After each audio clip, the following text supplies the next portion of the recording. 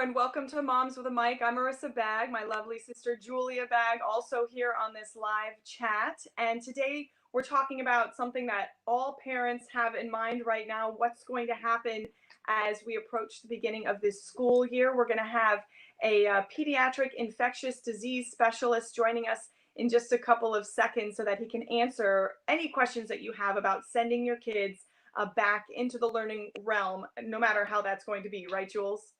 Right. We know so many parents have shared with us their concerns, not only about protecting their kids from COVID-19 in general, but what to do about starting this new school year, right? And we know in South Florida, Palm Beach County, for example, has postponed their start date to August 31st. They're going to be doing virtual learning. Broward County confirming yesterday they will be doing virtual learning. But with Miami-Dade County, that is still up in the air, as well as the start date that could potentially be postponed. So there's a lot of questions, and we would love to share your questions live with our guest, who is a pediatric infectious disease specialist.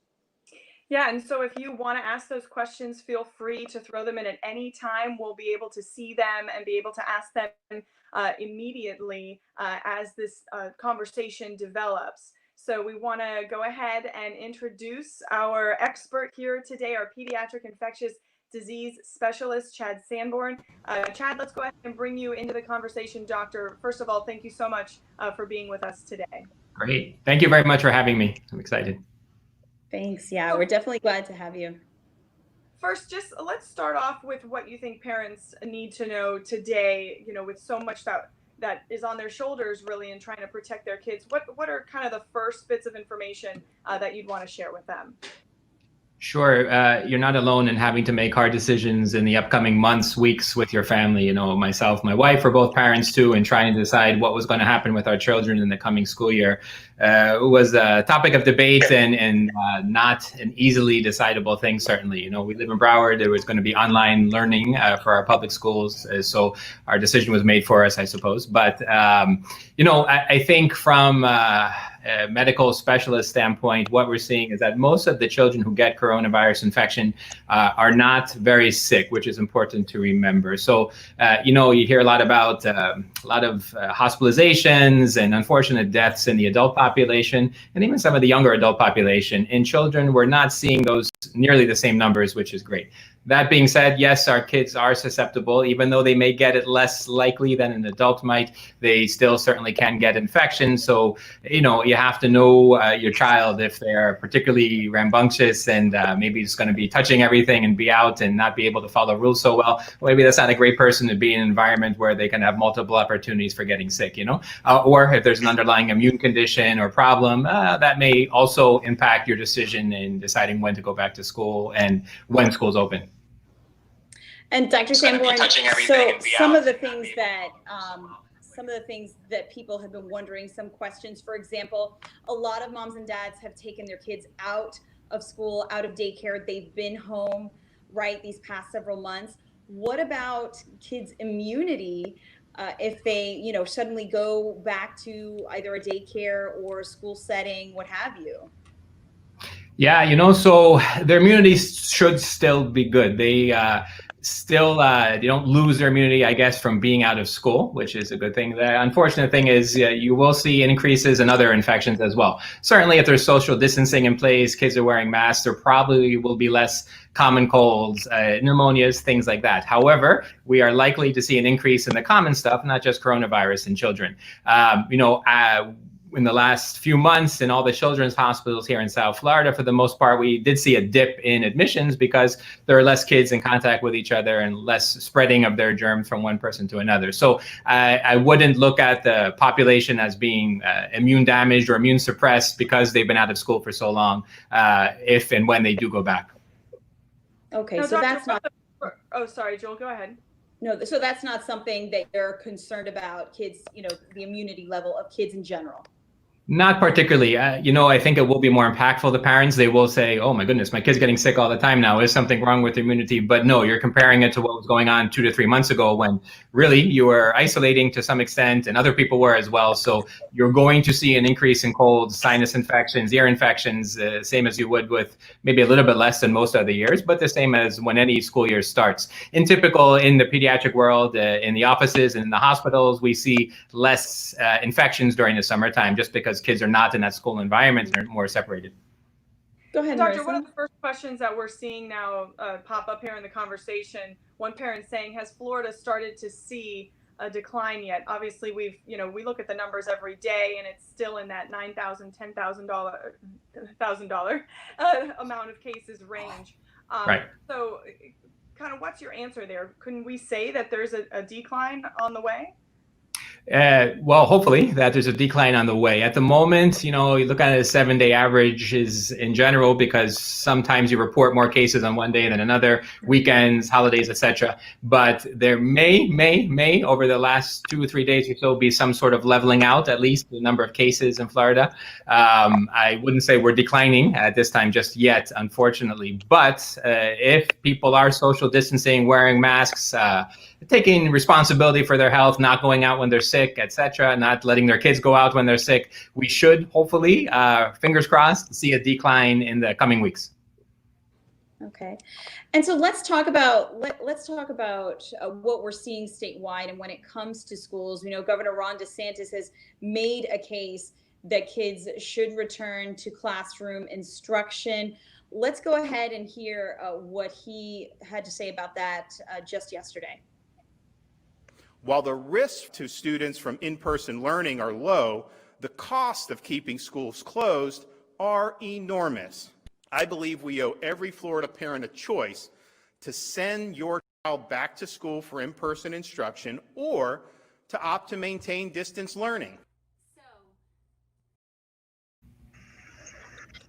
And so, I'm not sure if you could hear what he said at the very beginning, but he talked about when kids go to school that their risk for infection is low. Can you comment on that, Dr. Sanborn? Yeah, so from limited data we have so far from places like, Asia, some parts of Europe, we do see that children, some data out of Switzerland suggested that, and France, kids may not spread it or catch the virus, as well as older children / teenagers and adults. So that seems to be promising. However, we don't have great information, great data on children who are in areas where there's lots of community spread, like South Florida at the moment being one of the epicenters in the world at this moment. So yes, even though we have some limited information saying that kids maybe can spread it because maybe they aren't large enough to spread these respiratory droplets to each other, having a lot of children in a community setting where there's lots of virus going around in school, we haven't really tested yet. So I think not to say the kids are guinea pigs, but we're going to learn a lot in the coming months around the country when schools do reopen. And so really what I'm seeing is there's so much that we don't know about this virus. And I hear you being concerned about that as well. Yes, and it's unfortunate. For me, people will look to us in the medical field and in the medical field to the pediatric infectious disease world to have answers. And sometimes we're making best guess estimates based upon the information available. Some of the information changes, which is really frustrating to me as a doctor when you're trying to decide what's best for your practice, for your patients, your colleagues, what advice to give them, wearing PPE and things like that in the hospital. So it can be frustrating. I try to emphasize to people, none of it is malicious. People aren't changing rules, ideally to serve their own good, right? As we get more information, this is a novel virus. We want to be able to spread it as quickly and efficiently as possible and do things to keep us safe, to keep the population safe, and to stop the spread of this. So I can understand why there's a mistrust of everything you hear because things change so rapidly. But unfortunately, that's what happens when you have a new virus to the whole world on the fly like this. And Doctor, we're really starting to get a lot of questions coming in right now, some of them really specific to these parents' situations. So I'm going to start off with one that I might be a little selfish here because I have a 3-month-old. I had a baby in the middle of this pandemic, but I have one parent Liz Gutierrez asking, how is this virus affecting newborns? When I had my baby, they didn't have a lot of answers. Do we know more now? Hey, hey, Liz. It does seem to infect newborns, not necessarily very effectively at all at the time of birth. So we're seeing very few, if any, children from the time of delivery getting infected. And even in many of the hospitals, not in the first few weeks of life. But what we're seeing is that there's a fair number of infected mothers, right? So they can, in the weeks after baby's born, spread it to their infants. Infants aren't really going to pick it up from exploring the world. Where they're going to get it is from their family, the 4-year-old sibling, uncle, people who are working, etc. So it can affect newborns. Most of our hospitalizations do occur in kids less than 4. But they're not necessarily that much sicker. We tend to hospitalize kids, certainly less than 1 year of age, for most things, not just coronavirus. And sometimes, not to say hospitalizations are unnecessary, but when we're really not sure with a small infant whether to admit or not admit with coronavirus infection, sometimes we'll err on the side of caution and admit a child. So you do see data out there that kids and little babies are more likely to be hospitalized. It doesn't necessarily mean that they get necessarily much sicker. And also, in talking about some of the pre-existing conditions, I have another parent here saying that her son had pneumonia when he was 5 years old. He's now 10 years old. What are the chances that he gets it, that it's going to be bad for him because of that previous experience? So that would depend. People with pre-existing lung disease, if they have damage to your lung from a previous infection, could, in theory, similar to any infection, but potentially with COVID, being that it does seem to cause a lot of inflammation in the lungs, maybe get a worse course than a kid who didn't have 2 pneumonias. That is a possibility, certainly, right? But I would discuss with your physicians, because each child may present differently. And unfortunately, we don't have great predictors yet to say who is going to get very sick when they get a coronavirus infection. Gotcha. And Dr. Sanborn, you and Marissa, you both live in Broward County. Let's go ahead and talk about Broward schools. You mentioned when you and I were speaking off camera, you have 2 daughters. You're a dad. Yes. Your daughters are 9 and 11. And before the decision was made for Broward, you and your wife, who's also a pediatrician, you were mulling this over. What are some of the factors you took into consideration in trying to make this decision? Do we send our daughters back to school? Do we keep them home? Tell me about what weighed on your mind. Yeah, so there were a few things. Certainly wasn't an easy discussion for us as well. My wife and I both work in hospitals, so we see the, 0.5, 1% of children who get sickest from pretty much anything, right? So you have that obscuring your vision. Man, I don't want my child to end up like that kid who needed oxygen in a hospital or something like that. Or have this post-inflammatory illness where they require some IV medications and have to stay a few days in the hospital, being nervous, heart inflammation. Again, very small proportion of the population, but when that's what you're seeing at work every day, that can sometimes play a role in your decision. Second part of it is selfish. I'll be honest. As many families will be experiencing at the moment, man, my kid gets sent home from school because they're ill, or I keep them home, ideally, because they're ill. How do I get them tested? Where do I get them tested? I have to wait 5-10 days for results. That's not feasible. What are we going to do in that meantime? And we're exposed to our child. I wear masks at work. I wear PPE. Fortunately, thank God, all of our hospitals seem to have enough PPE at the moment. At home, I don't wear PPE with my children, right? So I joke as an infectious disease doctor, I don't often get sick from the patients in the hospital, but when my daughters get sick, yeah, I'm sick almost all the time because they're coughing on me, sneezing on me, etc. Right? So from a selfish standpoint, I don't want to be out of work for 10, 14 days waiting for the result to come back from my daughter too, right? So challenging for many people, for many reasons, certainly at the moment. And Doctor, another question that's coming in from another parent. She says, based on reading that I've done, this is from Jessie Jess, children can't spread it as easily as adults. What's your opinion over this?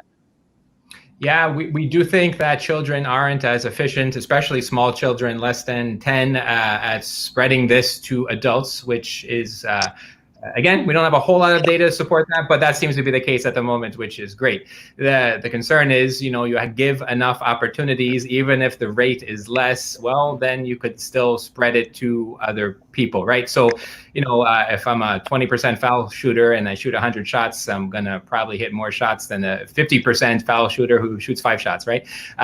So just the fact that you are able to not efficiently spread doesn't mean you're not going to. And then we don't have great data on those kids when they come home from school to their families. Can they spread it to their families?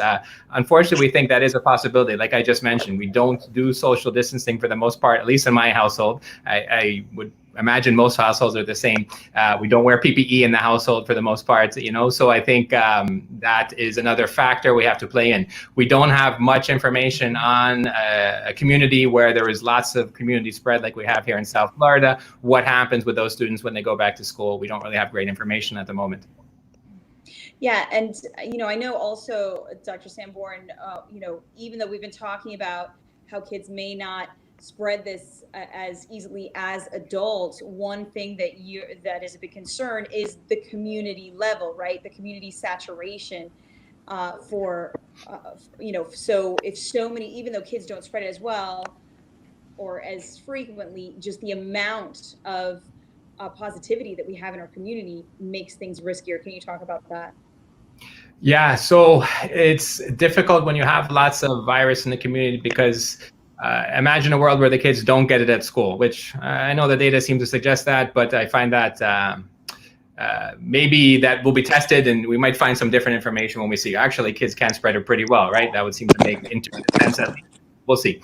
When you have a degree of children who are bringing it in, there's going to be families that send their kids to school sick because they can't miss work, right? Because they have no babysitter. So take some Tylenol, it's probably just a cold, you don't look sick, go to school rather.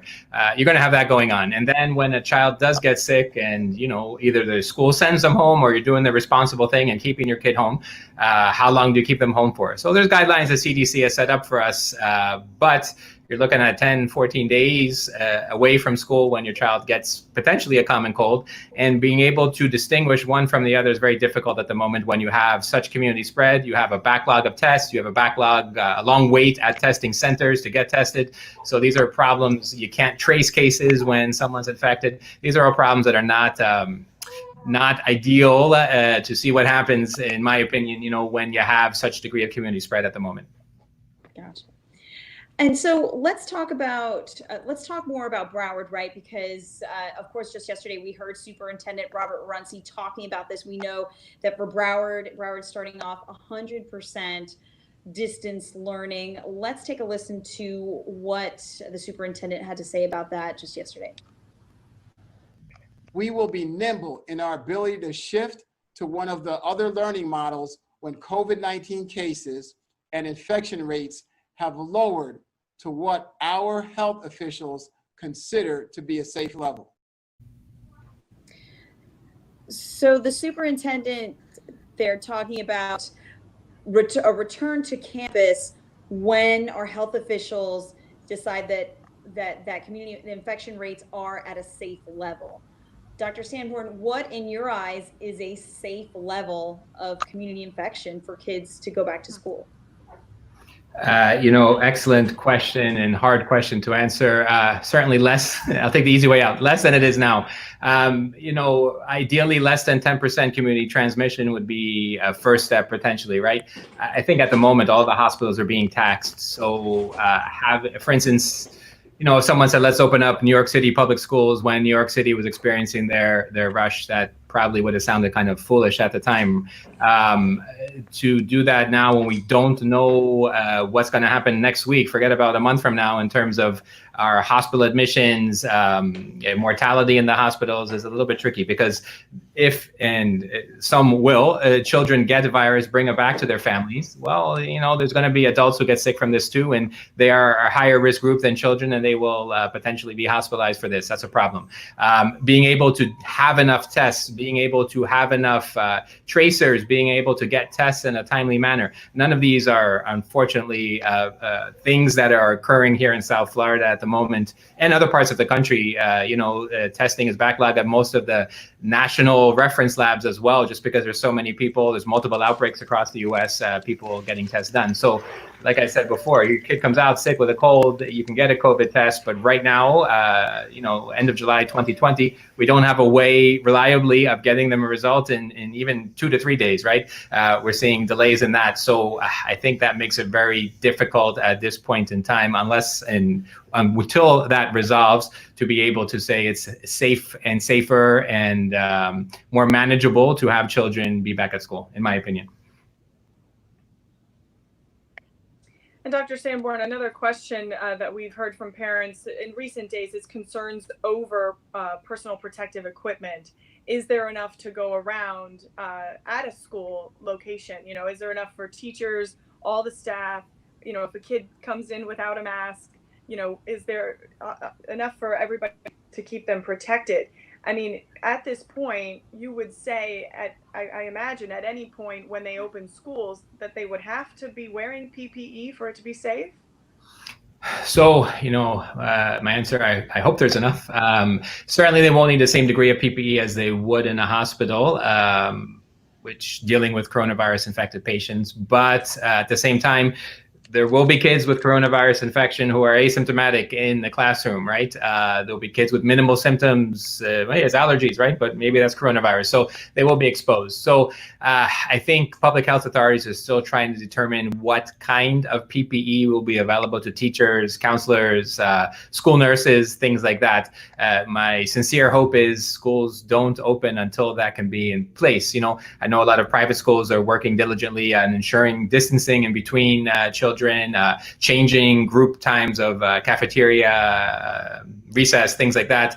So there's less children around, less intermingling of classes, which is great, and working hard to have enough PPE available for teachers. Concern, of course, is if a teacher goes out sick, who covers for them? And you're probably going to have a decreased number of substitutes willing to step in a scenario where, man, there's a pretty good chance I'm going to be exposed to coronavirus in the school setting. Again, not the same that you would be exposed in a hospital dealing with a patient, but it doesn't have to be to get infected, right? So that's something the boards of education and the public health authorities are trying to establish at the moment.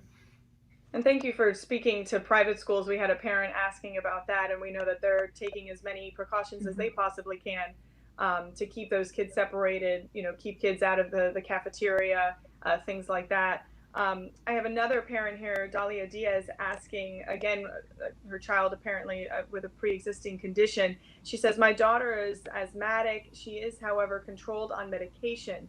How bad could it be for her? Again, potentially not to instill fear, but yes, worse than a kid who is not an asthmatic, but better than someone who's poorly controlled, right? So I think it's important for parents of children with underlying conditions to make sure those underlying conditions are as controlled as possible, be it an immune disorder, diabetes, asthma, someone who's overweight, obese. Well, maybe this is a great time to try to lose some weight to decrease the effects if you do get infected. So again, most of the children who get this, even with underlying conditions, don't end up in the hospital and don't end up very sick in the hospital. But we do see sick children, some of them with underlying conditions, some of them not, some of them with, things we don't consider to be significant underlying conditions, obesity. It's very prevalent in the community, yet that's a risk factor for adults, certainly, and we're seeing more and more for kids too, for being ill from this. So, it's important to be in touch, keep in touch with your pediatrician, your specialists, and to try to keep the underlying condition well controlled, in addition to promoting health. Like I said before, sleeping sufficiently, trying not to be stressed. Easier said than done, and it sounds ridiculous, but no, little kids get stressed by this too.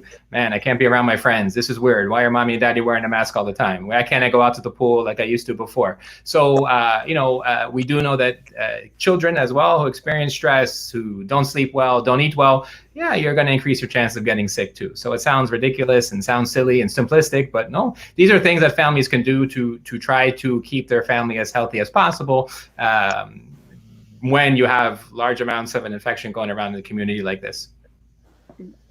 So Dr. Sanborn, your daughters and obviously Broward County, Palm Beach County, those public school students, they are going to be doing e-learning, right?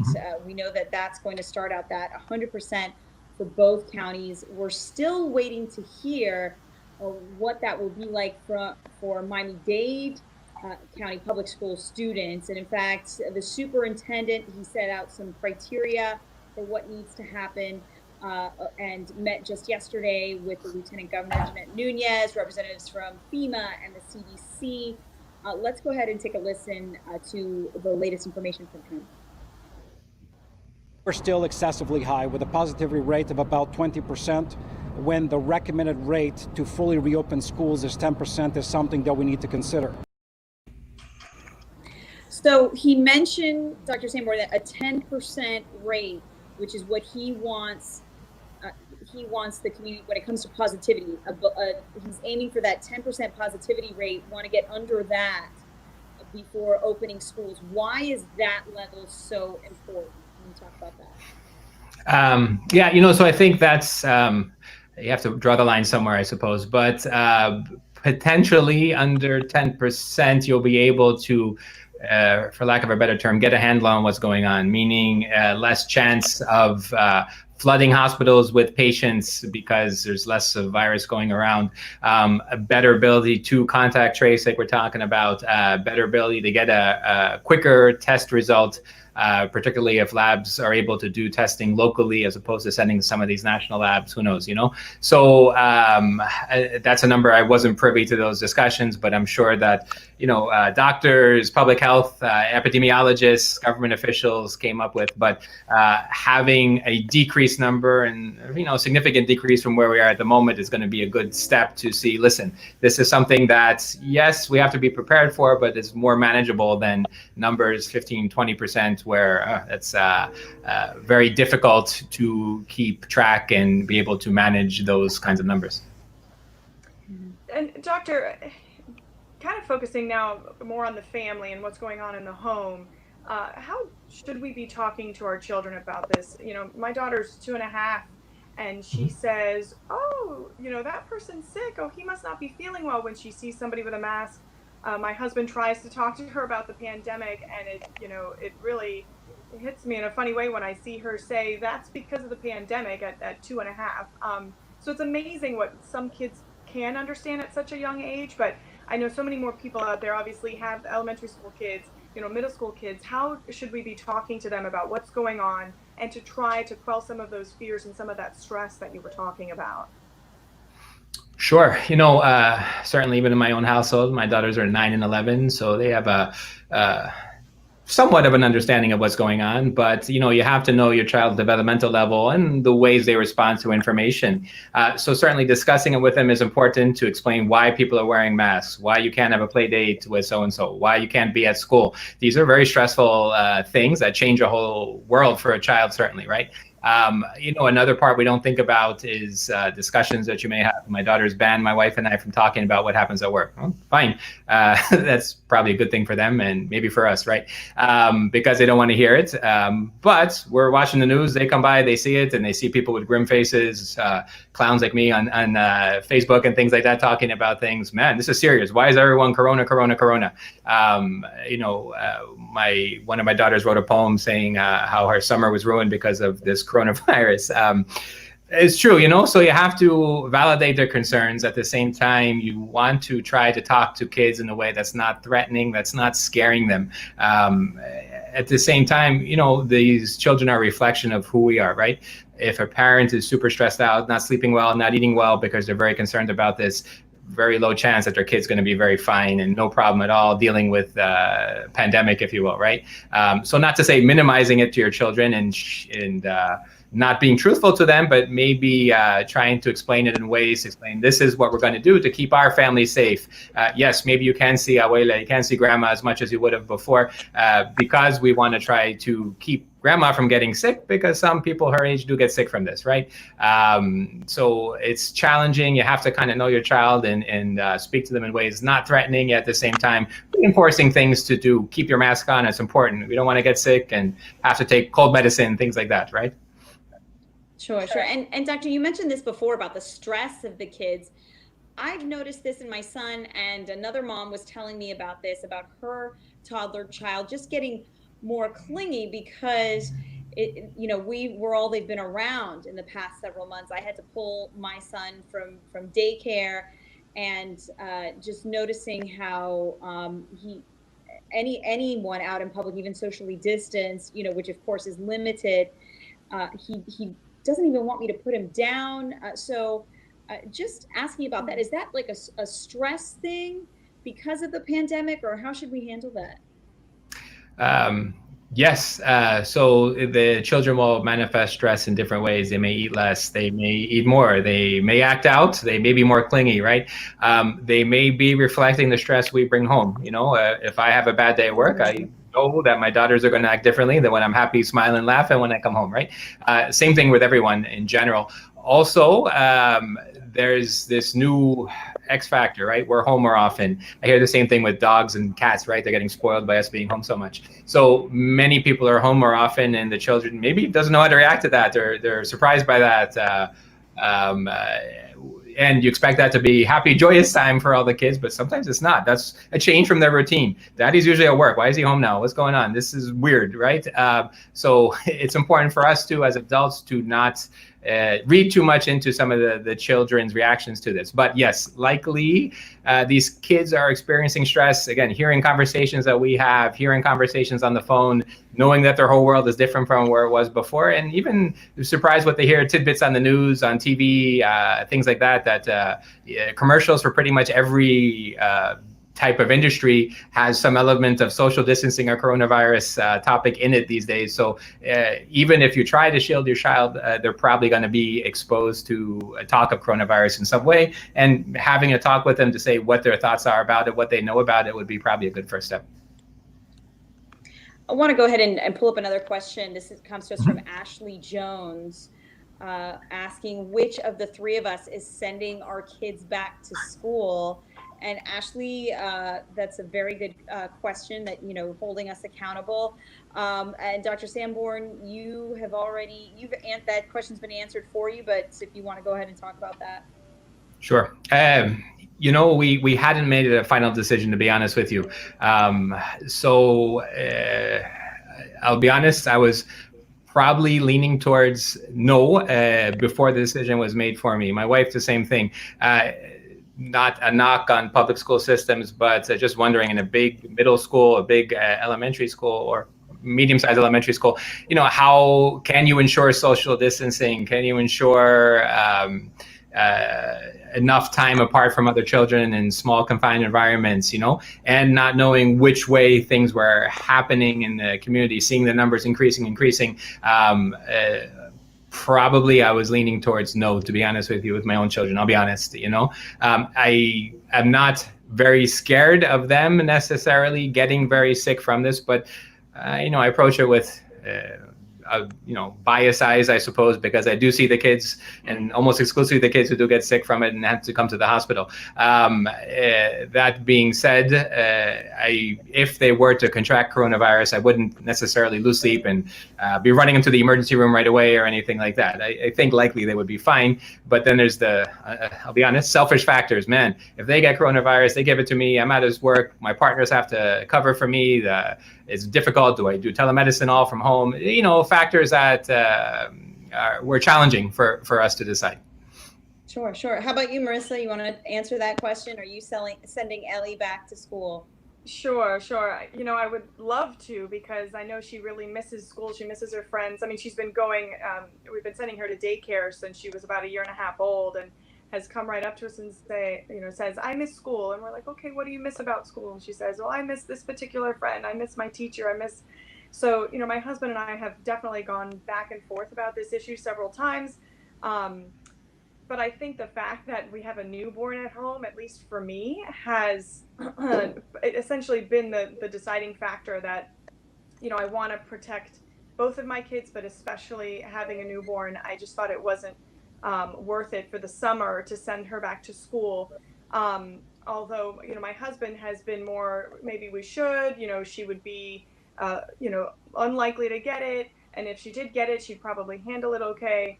But we've continued to err on the side of caution and decided not to send her. I actually just went and did a school tour at another daycare last week, just to kind of get a feel for what different schools were doing. And we just recently made the decision that we would wait until the beginning of next year, mainly because we have such a young child here in the house, and the idea of Ellie getting it and possibly spreading it to our 3-month-old is really terrifying. Also, with a toddler, it's hard to tell them don't touch this, social distance. That would obviously be easier with an older kid, but with all of those things put together, yeah, we've decided to keep her home as long as possible, probably until at least January. Okay, and so Ashley Jones, to answer your question from my standpoint, I was wondering too. We had pulled my son. My son actually got sick right before this had all happened. So in early March, he was already home, and then when things got really bad, he never went back to his daycare. He has a great daycare. I was actually looking forward to him returning, thinking that maybe by summer things would be better.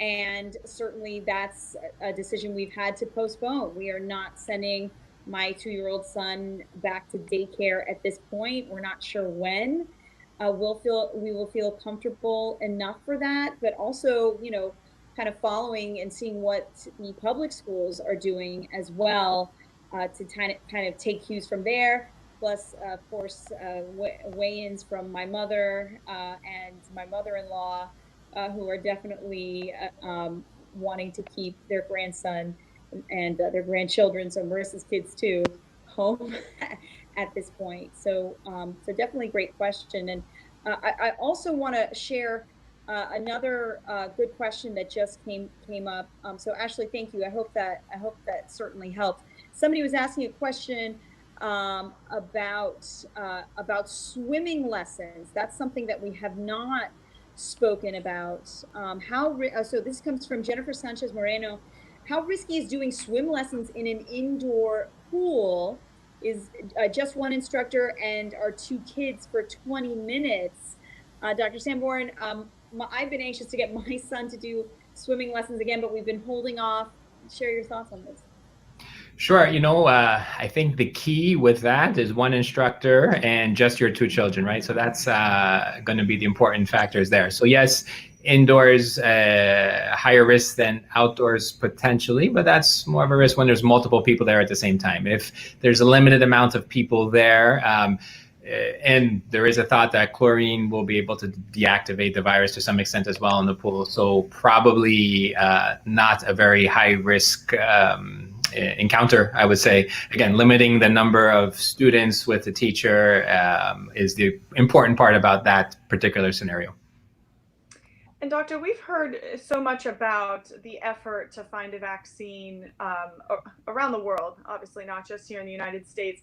And, a lot of people talking about how soon one could come. Would it be by the end of this year? Could it be in the next few months? Obviously, trials are ongoing and everybody across the world is looking for this vaccine.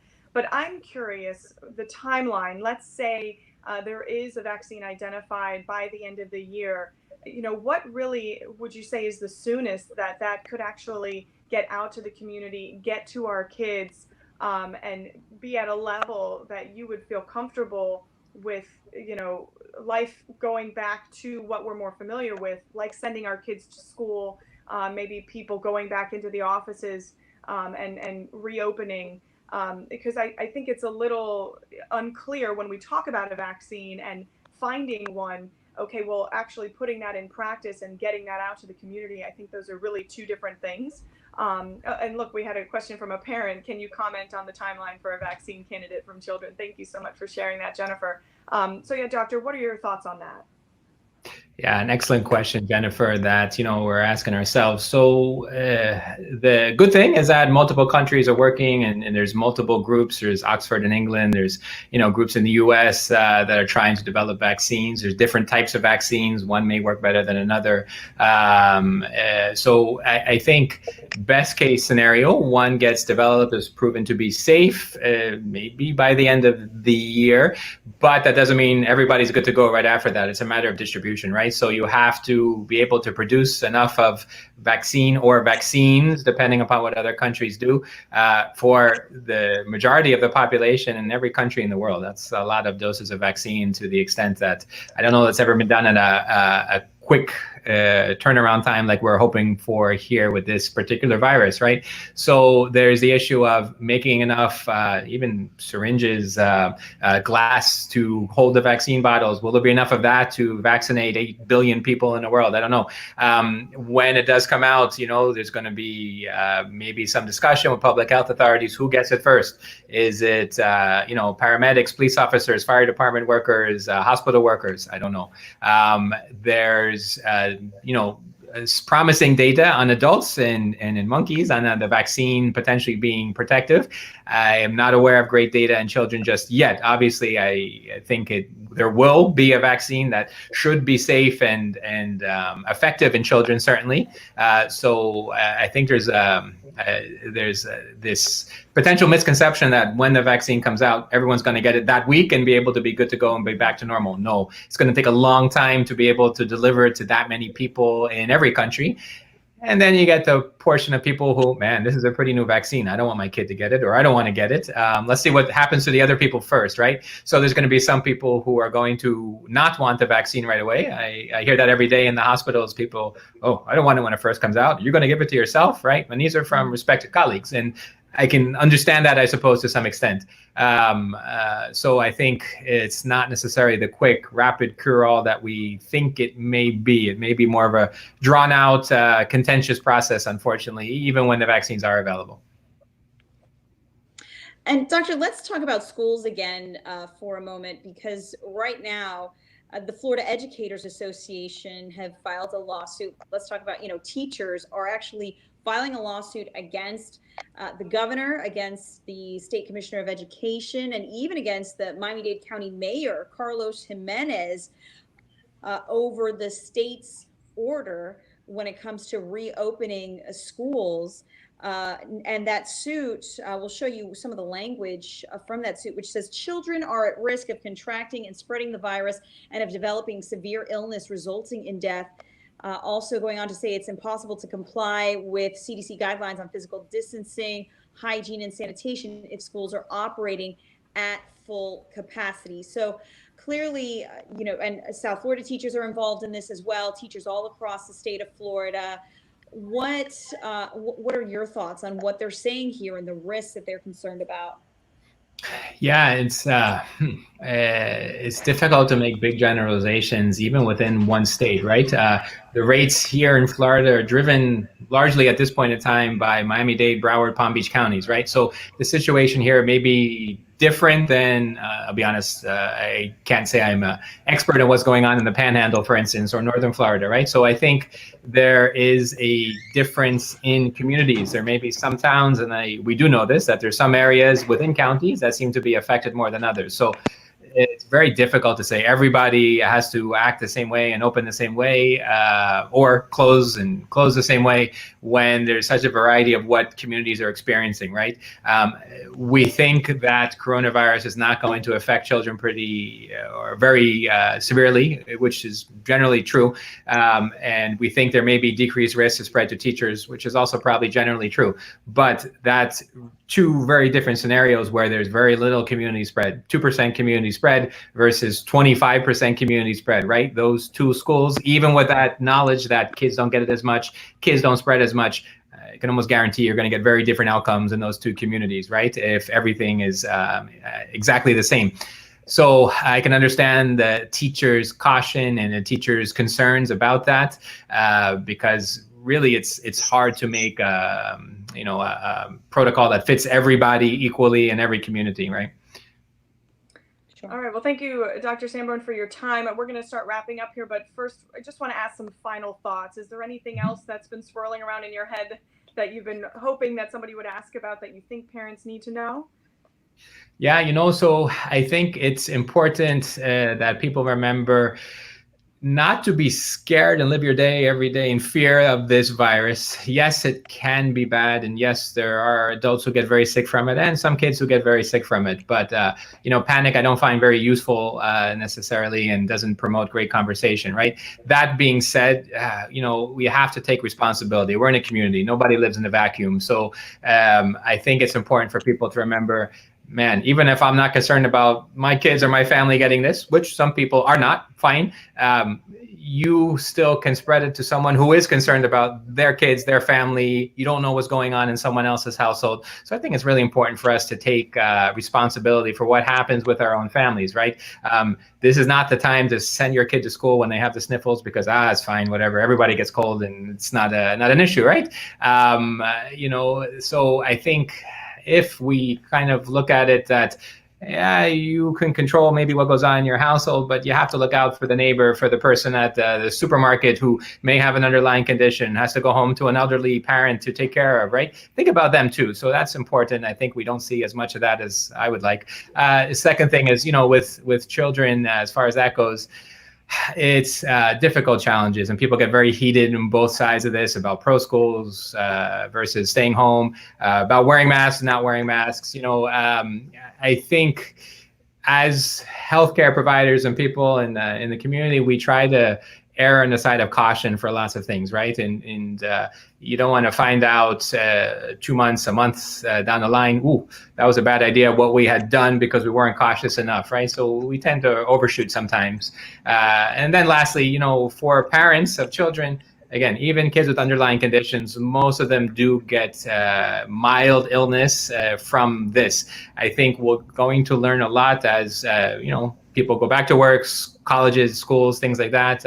It sounds terrible to say, well, we have to see what happens, but that's kind of what's going to have to go on. And I want people to be patient and kind of work with their doctors, their nurses, their government officials, their teachers, their school boards, because it's something we're really trying to figure out to protect the most amount of people, at the same time trying to achieve some sort of normalcy for the lives of the families and the kids. So understanding, patience, I know it sounds hokey, but the personal responsibility are really the things that deal with a pandemic where we don't have great treatments at the moment. We're trying to get there. We don't have a vaccine at the moment, trying to get there. So it's a matter of, trying to be responsible, social distance, wear masks, things like that, wash your hands, and try to not be around people when you are sick is going to be important. All of us pitching in to that aspect.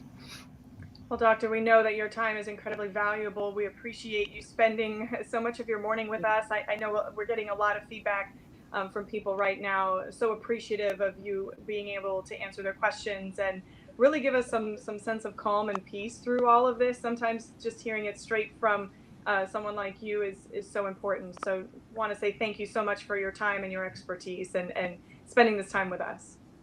It's my pleasure. Thank you. Everybody, hang in there. There will be an end to this at some point, hopefully sooner than later, Thank you so much. Dr. Chad Sanborn with Kids Medical Services. He is a pediatric infectious disease specialist. So appreciate you sharing your knowledge and for your patience with us this morning. Thank you very much. Thanks to everyone who tuned in as well. All right. And yes, thanks to everybody for watching. We appreciate you. We want you to stay safe. Take care. And thank you so much for watching Moms with a Mic. Thank you.